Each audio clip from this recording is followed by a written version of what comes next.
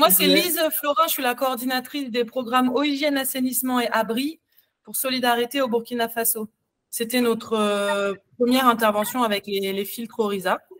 Donc, alors pour replacer un peu le contexte, ça se passait à Djibo, donc dans une ville du nord du Burkina Faso qui accueille à peu près 300 000 déplacés pour une population résidente d'environ 50 000 habitants. En janvier, les groupes armés qui encerclaient la ville, qui ont forcé le départ de tous les villages, de la population des villages alentours de Djibo, avec à peu près 36 000 personnes qui arrivaient dans la ville. En février, un blocus total sur la ville, avec du coup un accès par hélicoptère uniquement,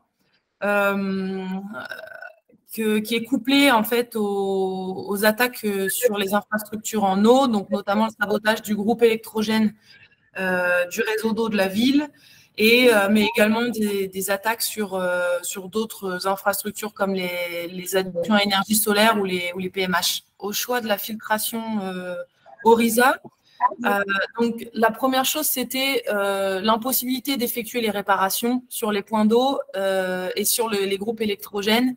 La seconde, c'est que le water trucking aussi était exclu. Et la troisième chose, c'était l'installation d'un système de traitement de l'eau habituel avec bladder ou tank de femme, avec voilà, ce qu'on connaît habituellement à grande échelle.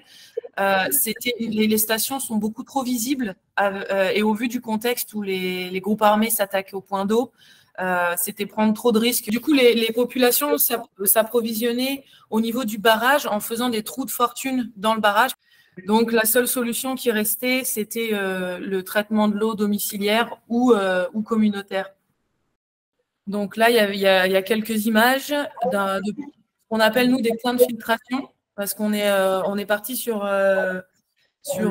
une approche communautaire. Donc là, vous voyez des journaliers, des bénéficiaires en train de pomper. Donc, c'est vraiment une solution discrète, même au niveau communautaire. Si on ne veut pas être trop visible, on peut facilement ne pas l'être. C'est plus rapide que le traitement au pur. C'est moins volumineux que le traitement chimique. Pour un envoi par hélicoptère, c'était plus avantageux. On a aussi la simplicité d'utilisation. Vraiment, enfin, il n'y a pas grand-chose à expliquer, mis à part qu'il faut pomper. Une meilleure qualité de l'eau consommée. Et également, j'avais fait le calcul sur le coût en fait, de l'intervention par rapport à une intervention en pur. Et j'étais arrivée à la conclusion que pour notre intervention, on avait déployé à peu près 500 filtres. C'était rentabilisé au bout de 36 jours par rapport à l'utilisation du pur.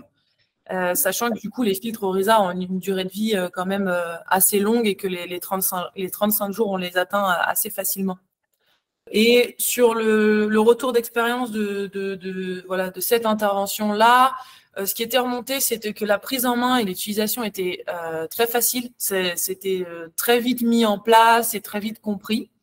Les entretiens, les réparations sont faciles aussi, en tout cas pour nos équipes. Elles ont très vite les filtres. J'ai même des spécialistes maintenant. Donc, du coup, il y a aussi la formation des staffs et des journaliers qui est facilitée avec les tutoriels en ligne. En fait, j'avoue que moi-même, j'ai pas eu besoin de beaucoup m'investir sur la formation parce que tout était là. Donc, c'était assez simple aussi pour déployer l'intervention. Bon, bah, voilà, la forte demande des bénéficiaires, ça c'était un point positif, que ça a bien pris.